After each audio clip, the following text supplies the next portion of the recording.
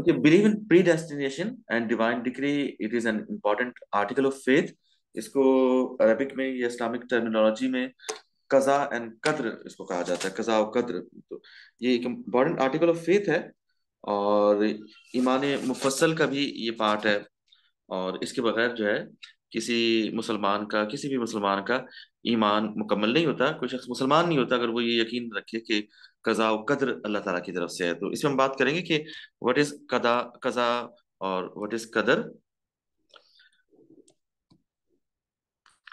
सो कजा and कदर ये दोनों टर्मिनोलॉजीज हैं अरबिक की, इस्लामिक बिलीफ सिस्टम की।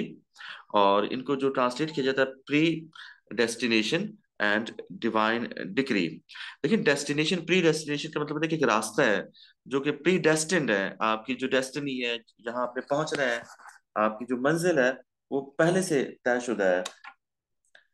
जी, प्री डेस्टिनेशन का मतलब ये होता है कि जी प्री डेस्टिनेशन का मतलब ये होता है कि आपकी जो डेस्टिनेशन है वो प्री डिफाइंड है। आपने अपनी जिंदगी में जिस रास्ते पे चलना है वो पहले से तयशुदा रास्ता है। ठीक है। और डिवाइन डिक्री का मतलब ये कि जो डिक्री है या फैसला है वो डिवाइन फैसला हो चुका है आपके लिए। आप जो कुछ कर रहे हैं उसका फैसला, उसकी डिक्री, उसका डिसीजन जो है वो डिवाइन है। आप कर रहे हैं लेकिन वो पहले से ही तयशुदा है। अच्छा देखिए, आपकी जिंदगी के जो रास्ते हैं, आप जो डिसीजंस लेते हैं अपनी will say, free will say, क्या आप कोई ऐसा डिसीजन ले सकते हैं जो लॉज ऑफ नेचर के खिलाफ हो, या जो लॉज ऑफ नेचर से हट के हो? ऐसा कोई डिसीजन हम ले सकते हैं? तो जाहिर बात है हम ऐसा डिसीजन नहीं ले सकते। हमें सारी बात है उसी रास्ते पे चलना है जो कि अल्लाह ने सेट किया हुआ है, प्री डेस्टिन्ड रास्ता है। और उसी रास्ते के अंदर हमारे पास चॉइसेस होती हैं। उन चॉइसेस को चूज करके फिर हम आगे बढ़ते जाते हैं, एक रास्ते पे बढ़ते जाते हैं। तो बात ये कि रास्ता जो है, हमारी जिंदगी का जो रास्ता है वो प्री डेस्टिन है। इसका मतलब है कि लॉज ऑफ नेचर अल्लाह ने पहले से सेट किए हुए हैं। हम उन लॉज ऑफ नेचर से बाहर नहीं जा सकते। हजरत अली रजी अल्लाह तआला अन्हु से किसी ने पूछा कि इसका क्या मतलब है कज़ा और कदर का। तो हजरत अली रजी अल्लाह तआला ने से कहा कि अ, अपना एक पाँव उठाओ। तो उसने एक पाँव उठा लिया। फिर हजरत अली ने कहा कि दूसरा पाँव उठाओ। तो उसने कहा कि दूसरा पाँव मैं नहीं उठा सकता, अगर मैं दूसरा पाँव उठाऊंगा तो गिर जाऊंगा। तो आपने फरमाया यही जो है वो प्रीडेस्टिनेशन है और यही डिवाइन डिक्री है कि पूरा जो सिस्टम है, उसके जो लॉज है वो अल्लाह ताला ने बनाए हुए हैं। तो हमने जो डिसीजन लेना है फ्री विल से वो उन्हीं के अंदर रहते हुए लेना है। अच्छा, आपने कहा कि इनकम, ठीक है। देखिए इनकम के अल्लाह ताला ने जो आपके लिए ऑप्शंस रखे हैं, उनमें से जो ऑप्शन चूज करेंगे उसके मुताबिक आपको इनकम मिलेगी। आप ऐसा ऑप्शन चूज करेंगे, ऐसा रास्ता चूज करेंगे जिसपे आप आगे जाके आपको ज्यादा इनकम मिलेगी, तो उस पर ज्यादा मिल सकती है। और कम वाला चूज करेंगे तो उस पर कम इनकम मिलेगी। अच्छा, इन रास्तों में कुछ रास्ते अच्छे भी हो सकते हैं, ठीक भी हो सकते हैं, कुछ रास्ते गलत भी हो सकते हैं। तो आपको अपनी चॉइस के मुताबिक उन रास्तों को चूज करना सर होता है। जी जी। सर, लेकिन अल्लाह को तो ये भी पता है ना कि हमने उन चॉइसेस में से कौन सी चॉइस को पिक करना है। जी जी। कौन सा रास्ता चूज करना है, आप ये कहना चाह रहे हैं ना कि आप कौन सा रास्ता चूज करेंगे ये अल्लाह ताला को पता है। ठीक है। जी, अल्लाह ताला को इसलिए पता है कि अल्लाह ताला जो है वो टाइम एंड स्पेस से बियॉन्ड है। अल्लाह ताला जो है वो एब्सोल्यूट बीइंग है, तो और ओमनी प्रेजेंट बीइंग है। तो हमारे लिए टाइम है, हमारे लिए पास्ट प्रेजेंट और फ्यूचर है, लेकिन अल्लाह ताला के लिए प्रेजेंट पास्ट फ्यूचर ये नहीं है। अल्लाह ताला ने ये सब कुछ पहले बना दिया और उसके बाद हमारी जिंदगी चल रही है तो हमें लग रहा है कि जो आने वाला है वो फ्यूचर है, लेकिन अल्लाह ताला के लिए सब उसके नॉलेज में है क्योंकि सब बनाने वाला वही है। लेकिन फ्री विल उसने हमें दी है, उसने हमें चॉइस दी है। आपकी जिंदगी में प्रेजेंट कितनी देर का होता है? लेकिन प्रेजेंट पास्ट फ्यूचर, आपकी जो चॉइस है वो फ्यूचर के लिए नहीं होती। आप यहां से बैठ के फ्यूचर के किसी इवेंट को चेंज नहीं कर सकते। पास्ट जो गुजर गया उसको भी आप चेंज नहीं कर सकते। तो आपकी जो एक्चुअल चॉइस है वो कितनी देर की होती है, प्रेजेंट कितनी देर का होता है? 1 सेकंड। एक सेकंड में ही होता है ना, सेकंड या मिली सेकंड। यानी एक सेकंड में आपको फैसला करना होता है कि अगली चॉइस आपने क्या लेनी है। तो एक सेकंड की चॉइस जो है वो हमारे पास होती है। उस चॉइस के मुताबिक हम जो फैसला कर लेते हैं उसके मुताबिक अगली चॉइस आती है, फिर उससे अगली चॉइस, फिर उससे अगली चॉइस। तो उसका मतलब ये है कि आपकी जिंदगी में हर सेकंड में मुख्तलिफ चॉइसेस आपके सामने आती हैं। हर चॉइस से मुख्तलिफ रास्ते निकलते जाते हैं। आप जिस चॉइस को चूज करते हैं उसके सामने के जितने भी ऑप्शंस हैं वो आपके सामने ब्राइट हो जाते हैं या वो लाइवली हो जाते हैं, उनके अंदर जिंदगी की रमक आ जाती है, और आप फिर उस पर आगे बढ़ते जाते हैं। जैसे कि ट्रेन होती है, रेलवे लाइन आपने देखी होगी, तो रेलवे लाइन में जगह जगह लाइंस निकल रही होती है, ब्रांच लाइंस निकल रही होती हैं, खासतौर पे जंक्शन जो स्टेशन होता है वहां से मुख्तलिफ इलाकों के लिए लाइन निकल रही होती है। आपने जब चूज कर लिया कि आपने इस लाइन पे जाना है, फिर उस लाइन पे जाके आपको आगे और लाइनें मिल सकती हैं, फिर वहां से आगे और चॉइसेस आ सकती हैं, लेकिन आप रिवर्स नहीं हो सकते कि वापस पीछे जाके इन चॉइसेस को रिवर्स कर सके। तो जिंदगी भी इसी तरह है, इंसान की लाइफ भी इस तरह है कि वो आगे बढ़ता रहता है, और एक सेकंड की उसके पास चॉइस होती है, उस चॉइस में जो डिसीजन ले लेता है उसके मुताबिक अगली चॉइसेस आती जाती हैं। और ये जो चॉइस है ये अल्लाह ताला ने हमें दी है। यहाँ पे इशू ये है, मैं थोड़ा सी आगे बात करता हूँ, फिर आगे बात करता हूँ ये है क्या, पहले थोड़ा सा इसको मैं डिफाइन कर लूँ। देखिए कदा जो है, कदा उसके मीनिंग ये होते हैं कि डिसाइड करना, टू डिसाइड, टू सेटल या टू जज, ये सारे इसके लिटरल मीनिंग होते हैं। और कुरान में ये जो लफ्ज है कजा का, ये फाइनल वर्डिक और टेकिंग ए डिसाइसिव एक्शन के लिए भी इस्तेमाल हुआ है। तो एक तो वर्ड हो गया कजा, ठीक है ना। तो कजा की मीनिंग्स हो गए डिसाइड करना, सेटल करना, जज करना, और फुल वर्डिक्ट देना, इसके लिए भी इस्तेमाल होते हैं। और दूसरा जो है वो है कदर। कदर के मीनिंग्स होते हैं मेजर करना या असेस करना, डिटरमाइन करना। कजा का मतलब यह है कि जो फाइनल वर्डिक्ट है, यानी जो फाइनल डिसीजन है वो अल्लाह ताला की तरफ से है, सेटल्ड है, रास्ता अल्लाह ताला की तरफ से सेटल्ड है। लेकिन अल्लाह ताला ने हमें एक सेकंड की पावर दी है, डिसीजन मेकिंग की पावर दी है, फ्री विल दी है। उसके मुताबिक हम जो फैसला करते हैं उसके मुताबिक ही चीजें आगे बढ़ती रहती हैं। और टू मेजर का मतलब ये है कि इस कायनात में हर चीज मेजरमेंट के मुताबिक चल रही है। लॉज ऑफ नेचर है जो कि प्री डिफाइंड है, प्री डिटरमिन्ड है, उन्हीं के मुताबिक हमें आगे अपनी चॉइसेस मिलती हैं। उन लॉ से बाहर निकल के हम चूज नहीं कर सकते। तो ये जो है वो कदर है या मेजरमेंट है। अच्छा, आपने लिखा है कि कजा, कजा प्रेयर, नहीं कजा प्रेयर अलग है। कजा प्रेयर वो है जो मिस हो गई, वो एक अलग चीज है, वो तो प्रेयर के टॉपिक में है। तो कजा प्रेयर इज डिफरेंट, वो नमाज होती है जो आप टाइम पे अदा ना कर सके और बाद में अदा करें, वो कजा अदर है। लेकिन यहाँ पे जो कजा है वो कजा और कदर, ये pre destination and divine decree है इसका मतलब। यानी कदर, कदर का मतलब होता है मेजरमेंट या टू असेस, टू डिटरमाइन। इसका मतलब ये है कि हर चीज जो है वो अल्लाह ताला ने मेजर की हुई है, मेजरमेंट के मुताबिक अल्लाह ताला ने लॉज ऑफ नेचर सेट किए हुए हैं। उन लॉज ऑफ नेचर के मुताबिक पूरी दुनिया का निजाम चल रहा है, हम उस मेजरमेंट से बाहर नहीं निकल सकते। जिस तरह हजरत अली रज़ी अल्लाह अन्हु ने कहा कि अपना दूसरा पाँव उठाओ, तो वो शख्स कहता है कि मैं नहीं उठा सकता। तो इसका मतलब है कि आपको जो पावर दी गई है वो उसी मेजरमेंट के, उस लॉ ऑफ नेचर के अंदर रह के दी गई है। अगर आप लॉज ऑफ नेचर को फर्दर डिस्कवर करेंगे तो आपकी पावर बढ़ती जाएगी, लेकिन लॉज ऑफ नेचर के बियॉन्ड आप नहीं जा सकते। मिसाल के तौर पे आज हम मोबाइल फोन इस्तेमाल करते हैं, हम टीवी की जो ट्रांसमिशन है वो देख सकते हैं, लेकिन आज से 200-300 साल पहले के लोग ये चीजें नहीं कर सकते थे। इवन 100 साल पहले के लोग, 100-120 साल पहले के लोग नहीं कर सकते थे, क्योंकि उनका लॉज ऑफ नेचर का जो नॉलेज था वो कम था। फिर कुछ साइंटिस्ट थे, मार्कोनी था और एक और दो चार लोग थे, जिन्होंने माइक्रोवेव्स को और माइक्रोवेव्स पे रिसर्च की और ये पता लगाया, ये डिस्कवर किया कि हम अपनी आवाज को और तस्वीरों को वेव्स में ट्रांसमिट करके पूरी दुनिया में एक सेकंड में पहुंचा सकते हैं, और दोबारा डिकोड करके हम उनको देख सकते हैं, आवाजों को सुन सकते हैं। तो ये सारी चीजें लॉज ऑफ नेचर के अंदर थी। लेकिन चूंकि हमें लॉज ऑफ नेचर का इतना आइडिया नहीं था, तो उस वक्त हम ये काम नहीं कर सकते थे। लेकिन जब इंसानों को आइडिया हो गया कि माइक्रोवेव्स को कैसे यूज किया जा सकता है, तो लॉज ऑफ नेचर का उनका नॉलेज बढ़ गया।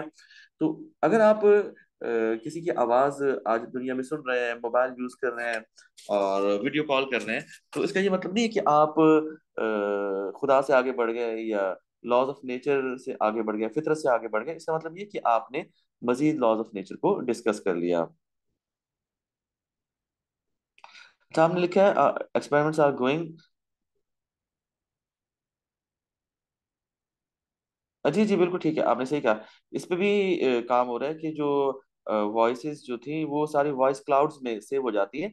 अब इस पे काम हो रहा है, रिसर्च हो रही है, और कोई भी आवाज कभी भी किसी इंसान ने या इंसानों के अलावा भी जितनी आवाजें हैं इस दुनिया में मौजूद है वो डिस्ट्रॉय नहीं हो सकती, वो मौजूद है।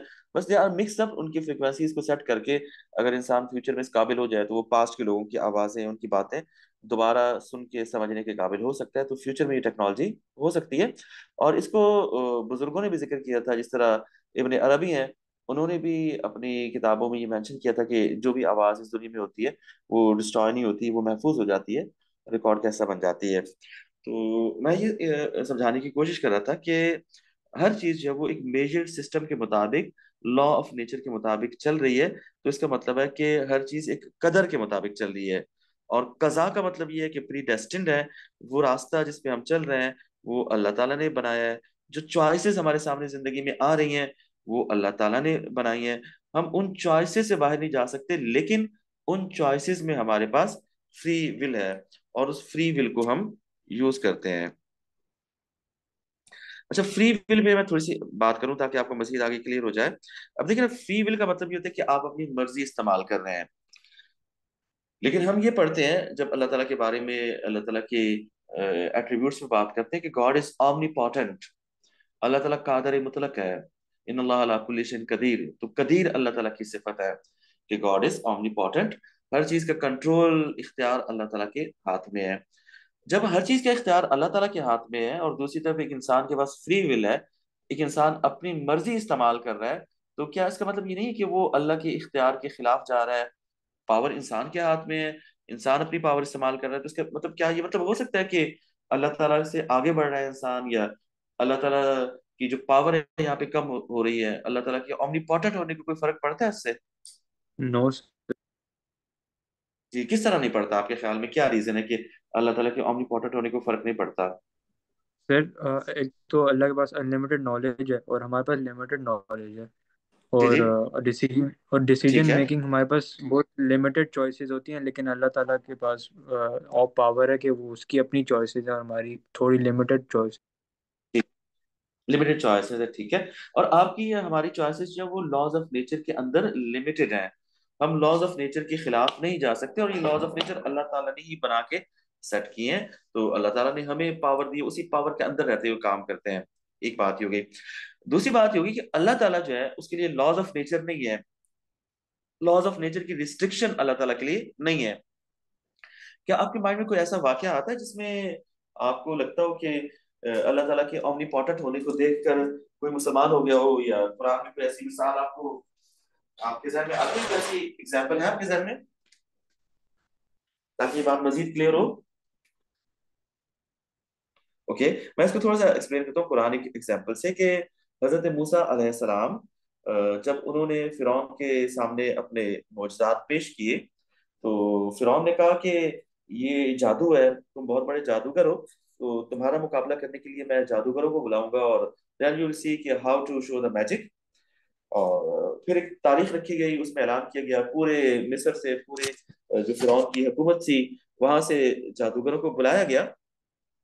और जब मुकाबला शुरू हुआ तो उन जादूगरों ने मूसा अलैहिस्सलाम से कहा कि आप पहले अपना जादू दिखाएंगे या हम अपना जादू दिखाएं? तो मूसा अलैहिस्सलाम ने कहा कि ठीक है, तुम अपना जादू पेश करो। जादू ये होता है कि आप लॉज ऑफ नेचर को चेंज नहीं कर सकते, क्योंकि इंसान कर ही नहीं सकता लॉज ऑफ नेचर को चेंज। तो जादू का मतलब ये होता है कि आप लोगों के जहन को कंट्रोल करके एक डिसेप्टिव रियलिटी दिखा रहे होते हैं, जो कि रियलिटी नहीं होती। रियलिटी में कोई चेंज नहीं होता। आप सिर्फ उन लॉज ऑफ नेचर के अंदर रहते हुए इंसानों का दिमाग करके आप उनकी नजरों को धोखा दे सकते हैं, माइंड को धोखा दे सकते हैं। जो चाहे दिखाना चाहे वो दिखा सकते हैं, लेकिन रियलिटी को चेंज नहीं कर सकते। तो उन्होंने अपनी रस्सियां, अपने लाठियां, स्टाफ वगैरह वो जमीन पे रखे, तो वो अजदहा बन गए, सांप बन गए। अच्छा, मूसा अलैहिस्सलाम ने उसके बाद फिर अपना मोजज़ा दिखाना, तो मूसा अलैहिस्सलाम ने अपनी लाठी जमीन पे रखी तो वो असल में सांप बन गई, और बाकी जितने भी नकली सांप थे, लाठियां थी, उनको खा गई। तो उन सब ने, जादूगरों ने कहा कि हम मूसा और मूसा के खुदा पे ईमान रखते हैं, हम ईमान लाते हैं। फिरौन ने कहा मैं तुम्हें कत्ल कर दूंगा, तुम्हें सजा दूंगा, और तुम्हें सजा मौत दी जाएगी। उन्होंने कहा जो मर्जी करना, हमारे हाथ पांव कटवा दो, हमें सजा दो, हम मार दो, कत्ल कर दो, हम इस बात से पीछे नहीं हट सकते। हम ये बात इस बात को कंफर्म करते हैं कि जो मूसा का खुदा है, मूसा अलैहिस्सलाम का खुदा है, वो ही असल खुदा है। इसकी वजह क्या है आपके ख्याल में? उनको किस चीज ने इस बात पे रियलाइज करने पे मजबूर कर दिया? आपके ख्याल में क्या वजह थी?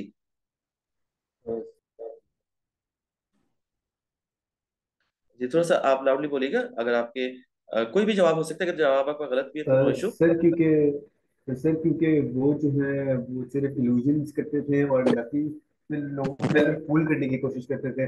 लेकिन मूसा अलैहिस्सलाम ने जब असल में शाम पर आया तो उन्हें पता था कि ये पॉसिबल नहीं है। Okay that's good.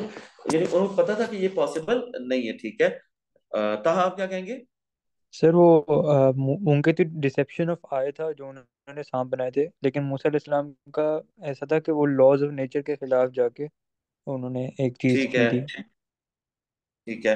तो लॉज ऑफ नेचर के खिलाफ अगर कोई चीज हो रही है तो इसका मतलब है कि जिसने लॉज ऑफ नेचर बनाए हैं वो ही कर सकता है। तो इसका मतलब है कि जो मूसा अलैहिस्सलाम से करवा रहा है ये सब कुछ, वो ही रियल गॉड है, वही खुदा है।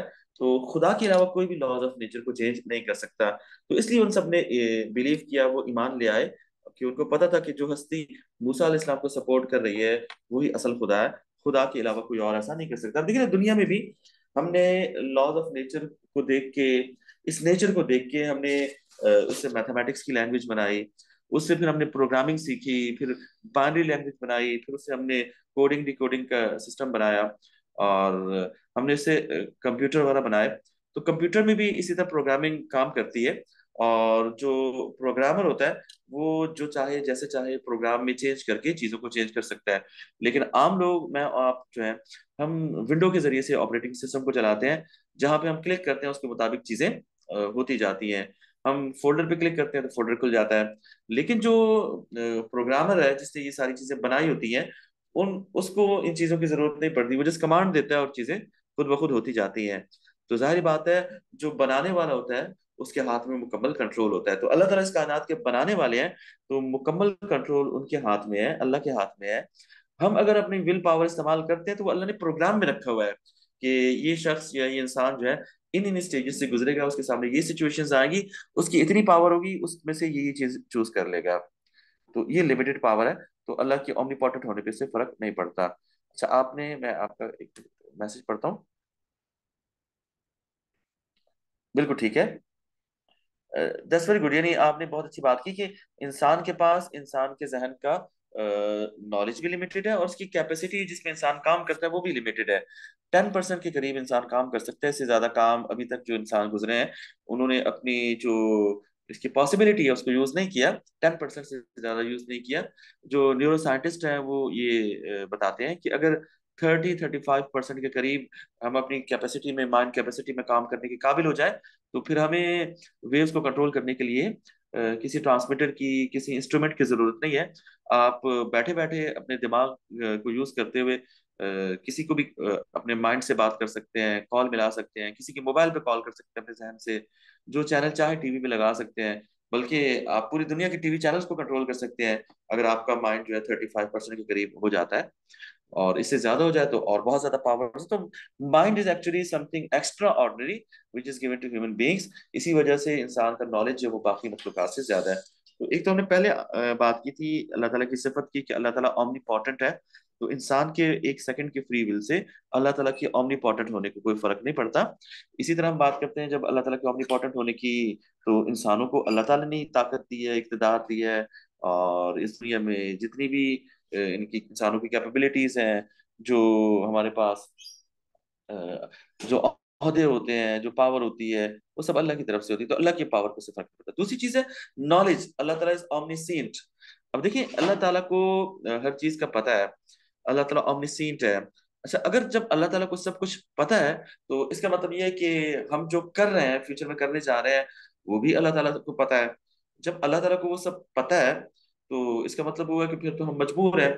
और अगर अल्लाह ताला को नहीं पता तो इसका मतलब है कि अल्लाह ताला का नॉलेज जो वो इनकम्प्लीट है।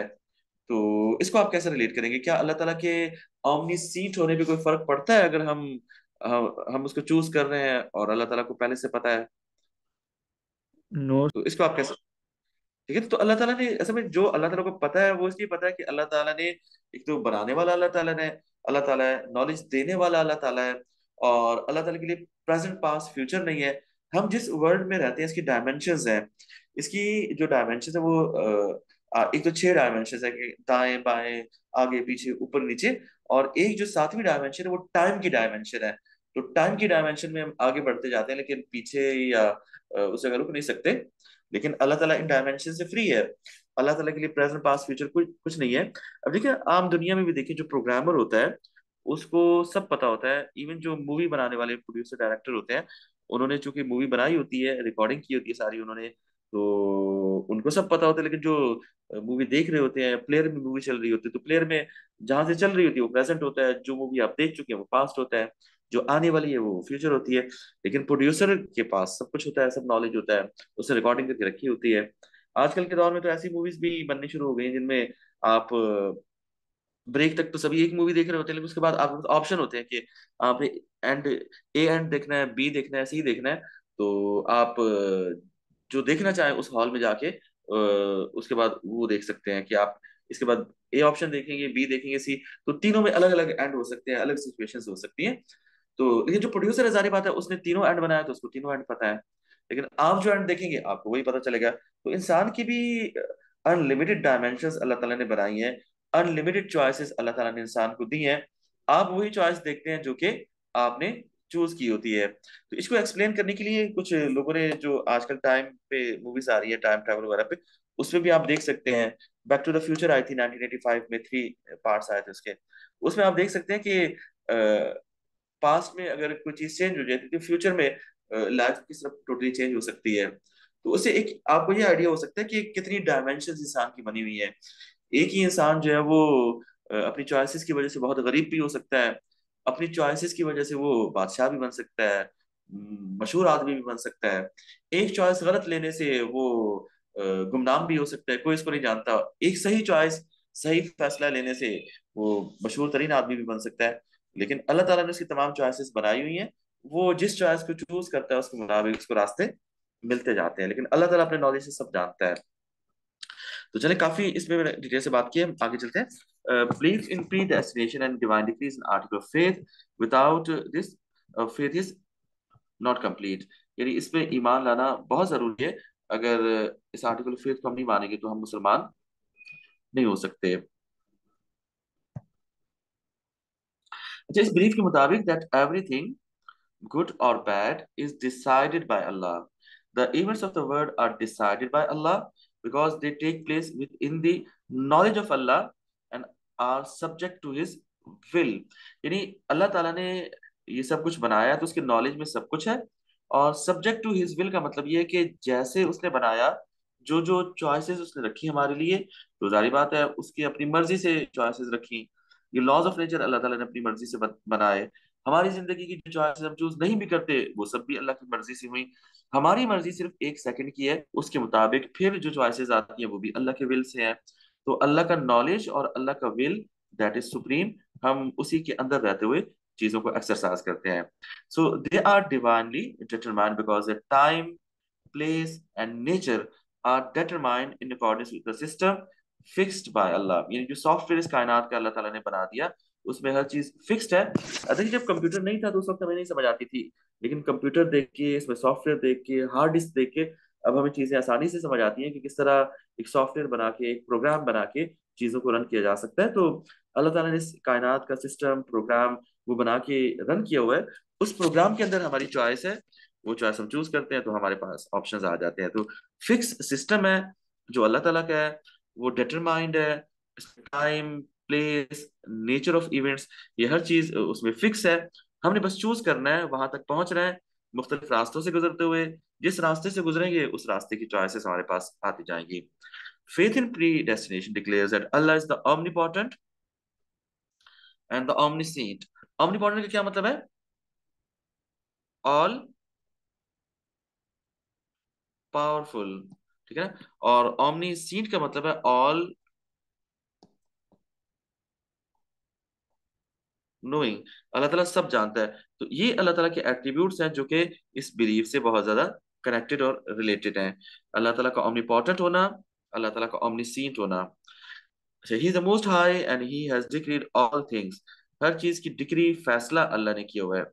Whatever happens in this world, whether it is concerning the conditions and operations of the things और the happening in our lives is decided by Allah. Decide Allah ने किया हुआ है, चूज हम करते हैं। तो ये बात आपको क्लियर होगी कि अल्लाह ने डिसाइड किया और चूज हम करते हैं। Is it clear?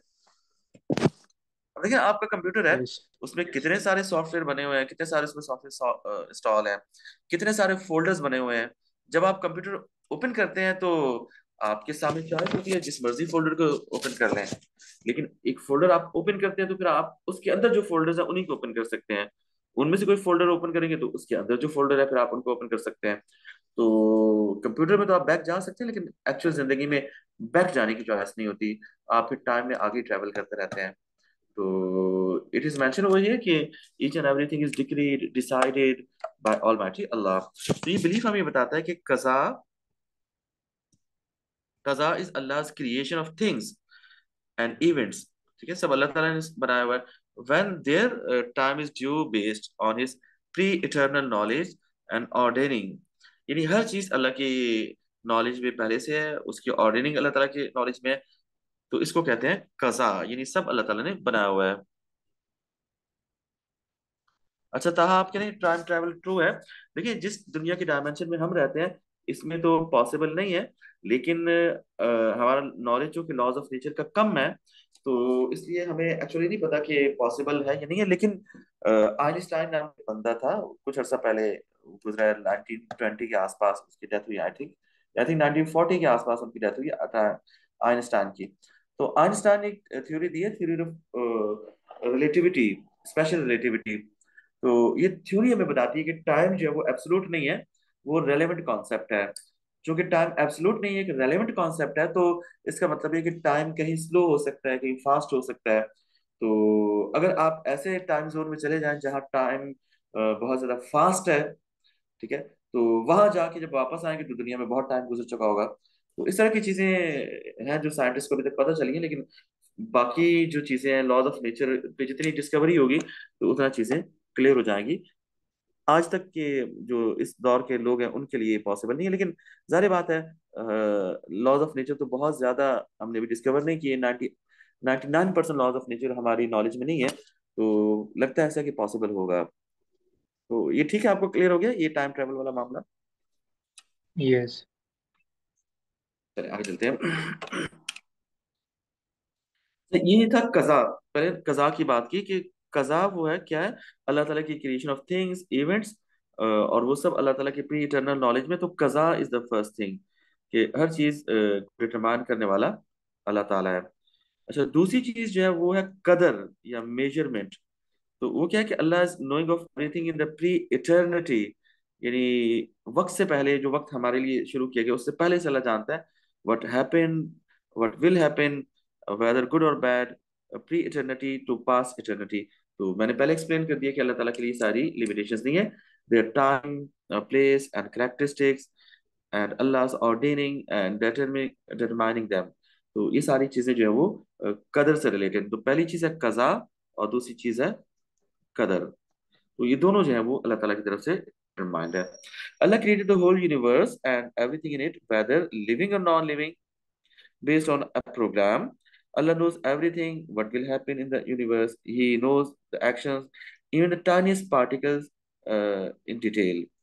ठीक है ना। तो कुरान में भी है कि क्यामत के दिन इंसानों को भी एक जर्रे के बराबर भी नेकी करेंगे वो दिखाई जाएगी, और एक जर्रे के बराबर भी बुरे काम होंगे तो वो दिखाए जाएंगे। तो अल्लाह ताला का नॉलेज बहुत ही ज्यादा एक्यूरेट और माइन्यूट डिटेल्स तक है। तो अल्लाह ताला ने एक एक चीज की माइन्यूट डिटेल, सेल्स के अंदर जो सिस्टम काम कर रहे हैं, के अंदर जो सिस्टम काम कर रहे हैं, वो सब भी अल्लाह ताला के नॉलेज में है।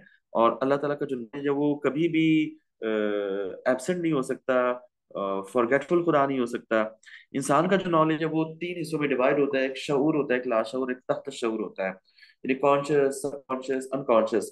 तो हमारे जो कॉन्शियस नॉलेज है वो लिमिटेड होता है, बाकी सब कॉन्शियस और अनकॉन्शियस नॉलेज होता है। लेकिन अल्लाह ताला की नॉलेज की ये लिमिटेशंस नहीं है, उसका नॉलेज हमेशा जो है वो कॉन्शियस होता है।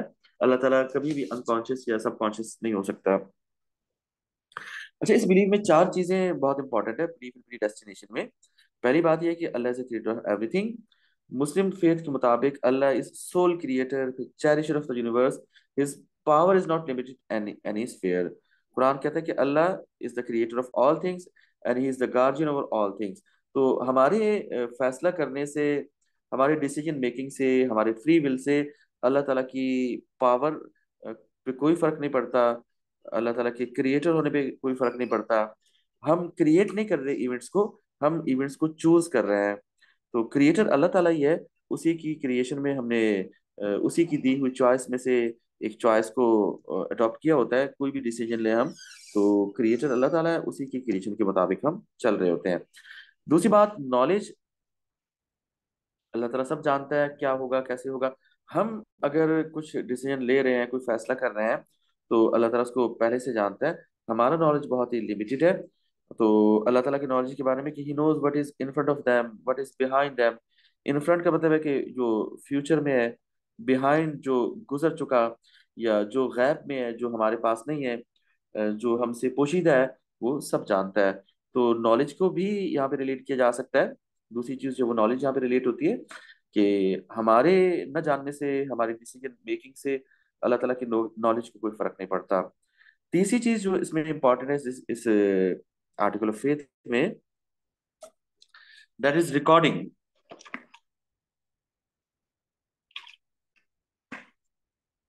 जो कुछ हो रहा है वो सब अल्लाह ताला रिकॉर्ड फरमा रहे हैं, अल्लाह ताला के सिस्टम में रिकॉर्ड हो रहा है। आपकी इवन देखिए ना, मोबाइल फोन में रिकॉर्डिंग होती है।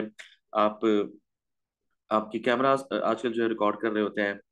तो रिकॉर्डिंग इससे पहले नहीं थी, आजकल के इंसान ने कुछ ऐसी मशीनें बना ली कि वो चीजों को रिकॉर्ड कर सकता है।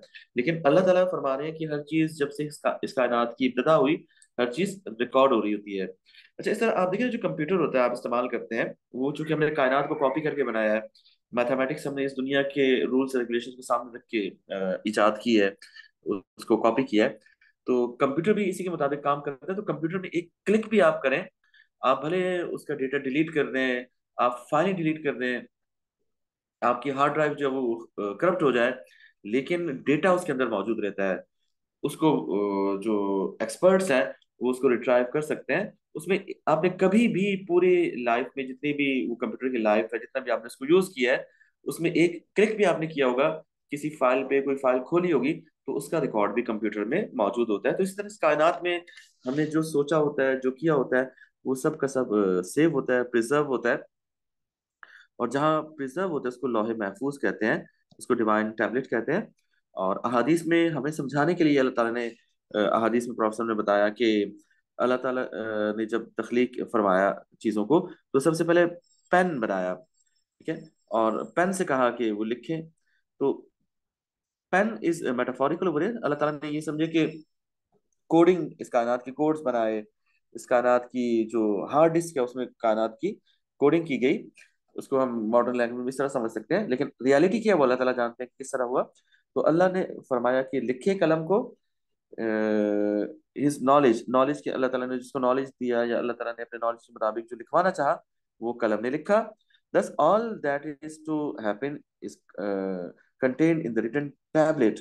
तो वो सारा कुछ टैबलेट में लिखा गया। अब देखिए ना, पहले टैबलेट होते थे, स्टोन के टैबलेट होते थे, या फिर लकड़ी के टैबलेट होते थे, उसको हम टैबलेट कहते थे। आजकल हमने मशीनें बना ली, तो हम टैबलेट जो है वो एप्पल का टैबलेट होता है, आईपैड होता है, उसको टैबलेट कहते हैं। लेकिन अल्लाह ताला जो बात कर रहे हैं टैबलेट से, अल्लाह ताला जिसको टैबलेट कह रहे हैं, जो इस कायनात का पूरा डेटाबेस है, वो अल्लाह बेहतर जानते हैं कि उसमें किस तरह लिखा गया। हमारी टेक्नोलॉजीज में टैबलेट जो है वो आजकल तो ये जो आईपैड होते हैं वही होते हैं। पहले हम टैबलेट समझते थे कि पत्थरों से टैबलेट बना के उसमें जो लिखा जाता है।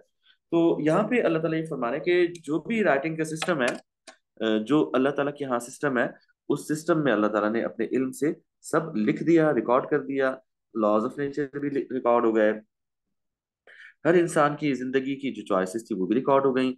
और फिर जिस इंसान ने जो जो चॉइस चूज की, वो अल्लाह ने अपने इल्म से जान ली, क्योंकि अल्लाह का इल्म जो है वो हमारी जैसी डायमेंशंस का पाबंद नहीं है, माजी मुस्तकबिल हाल का पाबंद नहीं है, इससे बियॉन्ड है।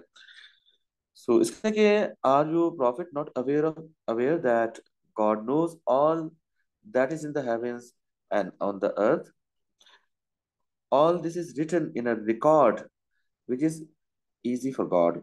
तो अल्लाह ताला ने हर चीज़ का एक रिकॉर्ड है, उसमें रिकॉर्ड रखा हुआ है। बनाने से पहले अल्लाह ताला ने हर चीज़ को डिज़ाइन किया, रिकॉर्ड रखा। और इसको आप हार्ड डिस्क कह सकते हैं कायनात की। तो इट इज़ कॉल्ड लौहे महफूज। और एक हदीस है तिरमिजी की और अबू दाऊद में भी है, verily the first thing Allah created was the pen. तो आप पेन को मेटाफोरिकली कह सकते हैं कि रिकॉर्डिंग सिस्टम या कोडिंग सिस्टम अल्लाह ताला ने पहले उसको तख्लीक फरमाया। He said to it write, तो कहा कि लिखो। It replied my Lord what I write, ठीक है ना। तो ये सब मेटाफोरिक है, अल्लाह ताला हमें समझाना चाहते हैं कि कैसे ना आप आजकल गूगल से कहेंगे कि राइट, तो गूगल कहेगा व्हाट टू राइट। तो आर्टिफिशियल इंटेलिजेंस भी ऐसे ही काम कर रही है कि आप उसे कहेंगे तो वो पूछेगी भाई क्या लिखना है, तो ये समझाने के लिए बताया कि उसने कहा क्या लिखें। So he said write all that will occur, जो होगा वो सब लिखो, यानी पॉसिबिलिटी सारी। So in that are everything that will occur until the day of recompense was recorded. तो सब कुछ उस टैबलेट में अल्लाह ताला ने तख्लीक करके अपनी मर्जी से उसको रिकॉर्ड कर दिया। तो लौह महफूज आपको क्लियर हो गया कि किस तरह अल्लाह ताला ने इस कायनात का रिकॉर्डिंग सिस्टम रखा जिसमें हर चीज रिकॉर्ड करती। तो ये क्लियर है आपको? Any question till now? No, अच्छा, fourth point in this regard is that कि व्हाटएवर अल्लाह विल्स हैपेंस, जो वो चाहता है वो होके रहता है, and whatever he wills not does not happen. We ourselves can see the divine will in many objects and phenomena around us. हम इस कायनात में बहुत सारी चीजों में डिवाइन विल नजर आता है। देखिए बारिश है, हमारी मर्जी से नहीं होती, अल्लाह की मर्जी से होती है। आंधी तूफान, हर चीज जब अल्लाह ताला चाहता है तो वो होते हैं। तो ये सारी चीजें हमें मौलिक के लिए ये मैसेज दे रही होती है कि अल्लाह ताला की मर्जी चलती है इस कायनात में, जो चाहता है वो होता है। कुछ चीजों को हम रोक सकते हैं और बहुत सारी चीजों को हम होने से नहीं रोक सकते। तो यही तकदीर है, इसकी हम आगे फॉर्म्स पे बात करेंगे। अब जो नहीं हो सकता, अल्लाह ने फरमाया it is not permitted to the sun to catch up the moon nor can the night outstrip the day. तो ये नहीं हो सकता, अल्लाह ताला ने कायनात के जो लॉज ऑफ नेचर उसमें नहीं रखा ये। Each just swims along in its own orbit according to the divine will. तो जो कुछ हो रहा है वो सब डिवाइन विल, अल्लाह की मर्जी के मुताबिक हो रहा है। तो अल्लाह की मर्जी के खिलाफ हम नहीं जा सकते। चॉइस अल्लाह की मर्जी की दी हुई चॉइसेस में से ही आपको चूज करना है। अच्छा, ये सारी जो एक डिमॉन्स्ट्रेशन है अल्लाह एक अनलिमिटेड पावर और कमांड की। जी वो कुछ कह रेफरेंस रहे हैं शो आप? कर दे। जी जी। ये वाला रेफरेंस, ये ऐसे एक देखिए ना, ये एक ऊपर वाला रेफरेंस और एक ये रेफरेंस है, आई जैसे थिंक आपके यही सामने आ गए वाला। होंगे। ठीक है, तो बाकी मैं आपको डॉक्यूमेंट शेयर कर दूंगा, तो आप इसको इसको देख लीजिएगा डिटेल से ना। ओके। अच्छा, फिर इसमें कुछ और पॉइंट्स है कि man the most supreme creation of Allah is no exception to his divine will. इंसान को फ्री विल दिया है, लेकिन इसका मतलब ये नहीं कि आप डिवाइन विल के खिलाफ जा सकते हैं। फ्री विल के बावजूद भी देखिए, फरिश्ते हैं उनके पास डिवाइन विल नहीं है, फ्री विल नहीं है, ठीक, वो डिवाइन विल के मुताबिक काम करते हैं। इंसान को फ्री विल दिया, जिन्हों को भी फ्री विल दिया, लेकिन इसका ये मतलब नहीं है कि आप डिवाइन विल के अपोजिट जा सकते हैं। इंसान को ये ताकत नहीं दी गई कि वो डिवाइन विल के खिलाफ जाए। Secondly, humans have been granted liberty and free will, but at the same time they are submissive to the laws of nature। तो ये बात मैंने अभी यही बात की थी कि फ्री विल है लेकिन लॉज ऑफ नेचर से हम सबमिसिव हैं, उसके खिलाफ नहीं जा सकते। Allah has predestined the span of every person's life, their share of good and ill fortune, and the fruits of their efforts in accordance with His eternal knowledge। तो ये जो सारी चीजें हैं कि गुड एंड इल फॉर्च्यून, ये अल्लाह ताला ने बनाई है, चूज हमें करनी होती है उनमें से, उन अनलिमिटेड ऑप्शंस में से जो चूज करते हैं उसी के मुताबिक हम चीजें देखते जाते हैं, उसी के मुताबिक चॉइसेस आती जाती हैं, हम फैसले करते जाते हैं। ये फैसले हमारा टेस्ट होते हैं और अल्लाह ताला हमारे एटीट्यूड को चेक करते रहते हैं सिचुएशंस में। तो इंसान की जिंदगी अच्छा कम ज्यादा हो सकती है, आप कुछ चॉइसेस में हो सकता है इंसान की जिंदगी ज्यादा दूर तक जा रही हो, कुछ चॉइसेस को चूज चूज करके जिंदगी हो सकता है कम हो जाए। तो जिंदगी के कम या ज्यादा होने की चॉइसेस भी आपके पाथ पे है, आप कौन से पाथ पे चल रहे हैं। हो सकता है जिस पाथ पे आप चलना शुरू हो जाए, आपने ड्रिंक करना शुरू कर दिया, आपने आइस का नशा करना शुरू कर दिया, तो हो सकता है इस पाथ पे आपकी जो लाइफ है वो शॉर्ट हो जाए। और हमारी एफर्ट्स के फ्रूट्स जो है वो भी अल्लाह ताला ने डिजाइन किए हुए हैं, लेकिन हम कौन से फ्रूट की तरफ जाते हैं ये हमारे ऊपर है, ठीक है ना। In accordance with his eternal knowledge, तो अल्लाह को अपने नॉलेज से सब पता है। So this is to say that he has ordained a design the things as they were to take place in this world, the life to come, but we have to choose which one we have to adopt. तो हमारे सामने जो जो भी situation आती है वो उन सिचुएशंस में से एक सिचुएशन होती है जो अल्लाह ने डिजाइन किया होता है. This however does not imply that whatever we do is predestined to be done by us. तो इसका मतलब ये नहीं कि सिर्फ यही predestined होता है तो ऐसा होता है. predestined तो सारी चॉइसेस हैं जो अल्लाह ताला ने हमारे लिए बनाई है, लेकिन हम जो चूज करते हैं वो सामने आती है. तो predestination is a broader term. जो चॉइस हम चूज करते हैं वो इसका एक पोर्शन होता है. And we have no freedom of action. तो ये बात ही नहीं है, फ्रीडम ऑफ एक्शन है हमारे पास, लेकिन वो जो कि लिमिटेड है, इसलिए उसके बाउंड्रीज के अंदर रहते हुए फिर हम आगे बढ़ते हैं. तो देखिए ना, आप मिसाल के तौर पे रात को 10 बजे आपके पास दो ऑप्शन थे कि आपके घर में बिरयानी बनी हुई है, आप खाना खाएं, बिरयानी खाएं, और बाहर आपकी गाड़ी भी खड़ी है.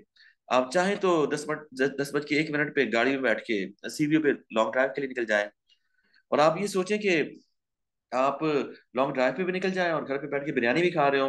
तो ऐसा नहीं हो सकता ना, ये दो अलग अलग चॉइसेस हैं. जब आप बिरयानी खाएंगे तो आप घर के अंदर ही होंगे. सीवी वाली सारी चॉइसेस जो 10 बज के 1 मिनट से लेके आगे तक थी वो सारी फिर ओमिट हो जाएंगी. और अगर आप सीवीओ पे निकल जाते हैं तो फिर वहां की चॉइसेस आती हैं. अच्छा, फिर भी आपके पास चॉइस है कि आप आहिस्ता गाड़ी चलाएं, तेज गाड़ी चलाएं. सपोज आपने 140 की स्पीड पे गाड़ी चलाना शुरू कर दी, फिर भी आगे चॉइसेस है कि हो सकता है आपके एक्सीडेंट हो जाए, हो सकता है आपको पुलिस वाले पकड़ लें, और हो सकता है आपको कुछ भी ना हो. तो ऑल दीज आर चॉइसेस. आप जो चॉइस चाहें चूज करें. तो चॉइसेस सारी अल्लाह ताला ने बनाई हुई है, इंसान के ऊपर है, तो इसलिए इंसान जिम्मेदार है. ठीक है ना. अब आपकी मदर आपसे कह रही है कि भाई आओ बेटा, खाना खाना खा लो, बिरयानी खा लो. आपने कहा नहीं मुझे ड्राइव करना है, आप गाड़ी लेके बाहर निकल गए और आपने 150 पे गाड़ी चलाना शुरू कर दी. फिर खुदा ना खास्ता एक्सीडेंट हो गया, और फिर आप कहें कि नहीं इस एक्सीडेंट में मेरा क्या कसूर है, अल्लाह ताला ने मेरा एक्सीडेंट क्यों किया है. तो आपने ये चॉइस चूज किया तभी तो आपका एक्सीडेंट हुआ है. तो वो एक्सीडेंट भी आपकी एक चॉइस में शामिल था, लेकिन उस चॉइस तक पहुंचे आप हैं. तो this is the thing. I hope कि आपको क्लियर हो गया ये. Yes sir. तो कोई क्वेश्चन तो नहीं है ना इसमें. नो. तो यही बात इन्होंने की है कि no one is force to do a certain thing because it is predestined. अब ठीक है ना, आपने प्रीडेस्टिन्ड था लेकिन चूज तो आप ही नहीं किया. आप घर पे बैठ के बिरयानी खा रहे होते, लेकिन आपने गाड़ी भगाना शुरू कर दी, तो चूज तो आप ही नहीं किया. ठीक है. Allah has given every human the ability to do good or bad in his life. People decide what to do. People decide what to do. ठीक है ना, people decide. But Allah has knowledge of our deed even before we were created. तो अल्लाह को तो उससे पहले ही पता था, क्योंकि अल्लाह का नॉलेज है वो अनलिमिटेड नॉलेज है, हमारी डायमेंशंस का पाबंद नहीं है. अल्लाह का नॉलेज जो है एब्सोल्यूट नॉलेज है. He knew what we could और वुड डू. जो हम कर सकते थे, जो चॉइस हमने छोड़ दी, वो भी अल्लाह ताला जानते हैं. वुड डू जो करने वाले थे लेकिन हमने नहीं किया, वो भी जानता है. But does not make us to do. Allah ताला हमें कंपेल नहीं करता. एक सेकंड की चॉइस हमें दी हुई है, उस सेकंड में हम चूज करके खुद ही आगे बढ़ रहे होते हैं. अल्लाह ताला हमारी, कभी देखे ना आपको, कभी ऐसा नहीं हुआ कि किसी ने आपको मजबूर किया हो कि आप यही चॉइस करें, आप कुछ और करना चाह रहे हो तो कोई आपको मजबूर कर रहा हो, ऐसा नहीं होता. या ऐसा होता है आपके ख्याल में? कभी कभी होता है, मिसाल के तौर पे आप पढ़ना चाह रहे हो लेकिन आपको मजबूर कर दिया कि चलो सो जाओ, नहीं पढ़ो, या टीवी शो लगा के देख लें, या कोई और चीज करना शुरू करते हैं. पढ़ाई के वक्त में ऐसा होता है मेरा ख्याल है. क्या ख्याल है आपका, क्या ऐसा हो सकता है? तो नो. वो असल में शैतान होता है ना, शैतान इंस्पायर करता है इंसान को. तो अल्लाह ताला ने शैतान को भी इंस्पायरेशन की ताकत दी है, वो इंसान को मजबूर नहीं कर सकता. शैतान जो है वो इंसान के जहन में वसवसा डाल सकता है, ख्याल डाल सकता है, करना इंसान नहीं होता है. इंसान अगर सेल्फ कंट्रोल अच्छा करे तो शैतान कुछ भी नहीं कर सकता. तो कोई भी इंसान को वो करने पे मजबूर नहीं कर सकता. अच्छा, यहाँ पे एक और बात इंपॉर्टेंट है प्रीडेस्टिनेशन के चैप्टर में, कि constant praying to Allah is important. यानी मुसलसल आप अल्लाह से दुआ या हेल्प मांगते रहें, बिकॉज दुआ और humble invocation is the only thing that can change our destinies. हो सकता है आपने जो रास्ता चूज किया हो उस पे आगे मुश्किलात आ रही हो, उस पे आगे डिफिकल्टीज हो, या उस पे कोई मुसीबत आ रही हो, लेकिन अल्लाह ताला उस रास्ते के अंदर भी चेंजिंग पैदा फरमा देते हैं, आपकी दुआ की वजह से, आपके पेरेंट्स की दुआओं की वजह से, आपके अच्छे कामों की वजह से, आपकी नेकियां करने की वजह से हो सकता है उस रास्ते पे कोई तब्दीली अल्लाह ताला फरमा दे। देखिए, आपने कभी देखा कि जहाज का एक्सीडेंट हो गया हो और पूरा जहाज जल गया, तमाम लोग मारे गए, लेकिन कोई एक आध बंदा बच गया। कभी कभी ऐसा हो जाता है ना। अब कुछ अर्सा पहले एक जहाज गिरा था कराची के करीब, तो उसमें सारे लोग मर गए। अब दो बंदे बच गए। इन दोनों बंदों ने जो चॉइस इख्तियार की थी, उस चॉइस के मुताबिक उनको जहाज में बैठना था। और जो जहाज की जो डेस्टिनेशन थी, उस जहाज की डेस्टिनेशन में लिखा जा चुका था कि इसका एक्सीडेंट होना है। लेकिन अल्लाह ताला ने उन दो बंदों के लिए उनके किसी नेक काम की वजह से, दुआओं की वजह से, किसी भी एक्शन की वजह से, हालांकि वो गलत चॉइस चूज करके गलत टाइम पे गलत जगह पे गलत जहाज में बैठ चुके थे, जिस जहाज ने तबाह होना था, लेकिन फिर भी अल्लाह ताला ने इनको प्रोटेक्ट कर दिया। तो ये मैसेज होता है अल्लाह ताला की तरफ से कि actual power that is in the hands of Allah, और वो आपकी गलत चॉइसेस को भी ठीक फरमा सकते हैं, आपको इंस्पायर भी कर सकते हैं, आपको बुराई से या गलत रास्ते पे चलने से रोक भी सकते हैं, अगर आपने दुआ की हो या आपके माँ बाप की दुआएं आपके साथ हो, या नेक काम करने की वजह से आपको अल्लाह ताला इससे बचा भी सकते हैं। देखिए ना, ऐसा भी होता है कि आपने किसी जहाज में जाना हो, आप टाइम पे निकले, सब कुछ ठीक चल रहा था, रास्ते में ट्रैफिक ब्लॉक हो गया, किसी वजह से आपको बड़ा गुस्सा आया, आपने कहा कि मुझे जहाज में पहुंचना था, फ्लाइट मिस हो गई, अब क्या होगा, मैं लेट हो जाऊंगा। ठीक है, आप बड़े गुस्से में होते हैं। और फिर जब एयरपोर्ट पहुंचते हैं, आप जाके वहां पे शोर शराबा कर रहे होते हैं कि मुझे इसके बाद फौरन नेक्स्ट फ्लाइट चाहिए, मुझे पहुंचना था, ये कैसे हो गया, और आपको बड़ा गुस्सा आ रहा होता है। लेकिन बाद में आपको पता चलता है कि उसी जहाज का जो एक्सीडेंट हो गया, तब आप अल्लाह का शुक्र अदा करते हैं कि अच्छा हुआ मुझे अल्लाह ताला ने इस जहाज में बैठने से बचा लिया। तो see how things work in this original world, के तरह हमें मुसीबतों से, परेशानियों से, जिस रास्ते पे हम चल पड़े हैं, गलत रास्ता भी हो तो अल्लाह ताला हमें बचा सकते हैं और बचाते हैं। चलिए आगे चलते हैं। यहाँ तक क्लियर है आपको? इसमें कोई क्वेश्चन या कोई एम्बिग्विटी तो बताइए। No sir. करें। So the belief of Qaza and Qadar are closely linked to Islamic belief in monotheism and belief in oneness of Allah. आप बता सकते हैं कि मोनोथिज्म से कैसे रिलेट करता है और वननेस से कैसे रिलेट करता है? ये जिस तरह हमने ऊपर बात की कि अल्लाह इज omnipotent, तो अल्लाह ताला का omnipotent होना वो अल्लाह ताला की वननेस से रिलेट करता है। अल्लाह ताला का omni सेंट होना, ये भी अल्लाह ताला की वननेस से रिलेट करता है। तो बेसिकली अल्लाह ताला की मोनो जो वननेस है, उससे इस बिलीफ को कनेक्ट किया जाता है। और अल्लाह ताला की वननेस को कोई फर्क नहीं पड़ता कि हमारी फ्री विल अगर इस्तेमाल हो रही है।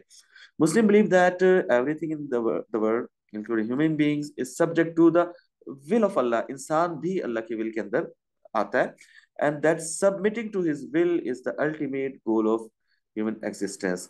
तो अक्लमंदी का तकाजा ये है, और हमारा मकसद भी यही है कि हम अल्टीमेटली अल्लाह ताला के विल के सामने अपने आप को सबमिट करें। हम देखें ना, हजरत इब्राहिम अलैहिस्सलाम मशहूर है इस हवाले से कि उन्होंने अपने विल को अल्लाह के विल के सामने सबमिट किया। ख्वाब में उन्हें कहा गया कि अपने बेटे को ज़िबा कर दो, तो इब्राहिम अलैहिस्सलाम ने जरा सी भी हेजिटेशन शो नहीं की, कि अल्लाह ताला का ऑर्डर था। तो उन्होंने कोई क्वेश्चन नहीं किया, अपने बेटे को ज़िबा करने ले गए, तो अल्लाह ने कहा कि ये टेस्ट था, आपको हमने जानवर दिए, इसको ज़िबा कर लें। अल्लाह ताला ने कहा कि अपने बेटे इस्माइल को और अपनी वाइफ हाजरा को ले जाएं और एक सहरा में जाके, एक कोहिस्तानी इलाके में मक्का में छोड़ के आ जाएं। उन्होंने नहीं पूछा कि वहां जिंदा कैसे रहेंगे, वहां पानी नहीं है, पानी कहाँ से मिलेगा, क्योंकि उनको पता था कि ये जो चॉइस अल्लाह ताला मुझे कह रहे हैं चूज करने को, कि बेटे को एक डेजर्टेड एरिया में छोड़ के आऊं, तो अगली चॉइसेस अल्लाह ताला ने बनाई हैं। अल्लाह ताला की चॉइसेस बनाने वाला है। अगर अल्लाह ताला ने चॉइसेस नहीं भी बनाई तो वो चॉइसेस बना देगा। अब आप देखिए ना, हजरत इस्माइल अलैहिस्सलाम को अल्लाह ताला ने जब वहां थे तो वो पाँव रगड़ रहे थे, अल्लाह ताला ने वहां चश्मा पैदा कर दिया। वहां पानी का चश्मा नहीं था, जमजम नहीं था, लेकिन अल्लाह ताला चूंकि कादिर मुतलक है, लॉज ऑफ नेचर अल्लाह ताला के हाथ में है, तो अल्लाह ताला ने वहां से चश्मा जारी करा दिया। तो देखिए ना, हजरत इब्राहिम अलैहिस्सलाम का, फिर हजरत हाजिरा का कितना बिलीव था अल्लाह ताला के ओमनीपोटेंट होने पे, अल्लाह ताला के विल पे कितना उनका भरोसा था कि होना वो ये जो खुदा का विल होगा। खुदा का विल होगा, खुदा की मर्जी होगी तो हम यहाँ पे सरवाइव कर जाएंगे, खुदा की मर्जी नहीं होगी तो हम, हमारे पास खाना हो, पानी हो, सब कुछ हो, हम सरवाइव नहीं कर सकते। तो इंसान का यही मकसद है कि इंसान अपने विल को अल्लाह ताला के विल के सामने सबमिट कर दे। हमारा विल तो वैसे भी एक सेकंड का है, तो अल्लाह ताला का विल अनलिमिटेड है. The Muslims believe in the concept of fate and destiny. ठीक है, तकदीर. They also believe in the power of the free will. Muslims believe that while Allah has predetermined certain events and outcomes, human beings still have the ability to make a choice and decisions. They can shape their own lives and the world around them. इस दुनिया को हम बना सकते हैं, अच्छा बना सकते हैं, अपनी जिंदगी को अच्छा बना सकते हैं, लेकिन उन लॉज ऑफ नेचर के अंदर रहते हुए जो कि खुदा ने बना दिए. अच्छा, फिर इसकी टाइप्स है. मेरा ख्याल है टाइम तो हो गया है. इसके बाद हम इसकी टाइप्स पे बात करेंगे. ठीक है. और उसके बाद जो है नेक्स्ट क्लास में हम एक क्वेश्चन आ सकता है, पास पेपर में भी आया है, कि relationship between belief in God's divine decree and human responsibility. ये भी 10 मार्क्स का क्वेश्चन आता है, तो इस पे हम बात करेंगे थोड़ा डिटेल के साथ. और फिर effect of belief in God's divine decree on the day to day life of believers. तो इसका भी 4 मार्क्स का क्वेश्चन आ सकता है, और ये इसका एक चार्ट है, ये भी हम डिस्कस करेंगे. तो आई थिंक ये काफी सारा मैटर अभी बाकी है, तो इसको इंशाल्लाह हम फिर नेक्स्ट क्लास में करेंगे. आज के लिए मेरा ख्याल इतना काफी है.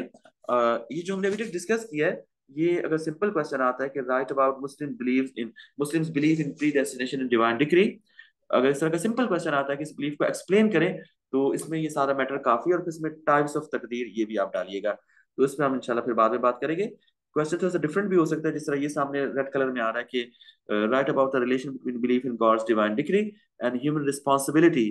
तो ये भी 10 मार्क्स का क्वेश्चन आ सकता है. तो इसको इंशाल्लाह हम फिर नेक्स्ट क्लास में डिस्कस करेंगे. और इसके बाद थर्ड हमने डिस्कस करना है, वो मोस्टली बी पार्ट में आता है कि write about the effect of God belief in God's divine decree on the day to day life of Muslims. तो ओ लेवल्स में इससे 10 मार्क्स का नहीं बल्कि 4 मार्क्स का क्वेश्चन आता है, 10 मार्क्स का नहीं आ सकता. लेकिन अगर आपने ए लेवल में जाना हो तो वहां पे इससे 10 मार्क्स का क्वेश्चन भी आ सकता है. ये जो आपके सामने हेडिंग आ रही है इस पे. तो आई होप कि आपको क्लियर है. यहाँ तक हम फिर इंशाल्लाह नेक्स्ट क्लास में इसको कंटिन्यू करेंगे. तो is it fine, should I and up, या आपको कोई क्वेश्चन हो तो आप यस बता सर. सकते हैं मुझे. चलो ओके. बाकी मैं आपको आज यानी कल इंशाल्लाह मैं आपको ये आर्टिकल ऑफ फेथ की पूरी एक वर्कबुक सेट करूंगा, तो आप उसको मुझे करके दिखाते रहिएगा. उसमें जितने पास पेपर क्वेश्चन आए हैं वो इंशाल्लाह आपको मिल जाएंगे, और उसकी लाइंस भी आपको मिल जाएंगी लिखने के लिए. इसमें सब कुछ जो प्रॉपर्ली डिजाइन होगा. तो इंशाल्लाह see you in next class. Stay blessed. Allah हाफिज. इंशाल्लाह फिर मुलाकात होगी. अल्लाह हाफिज सर.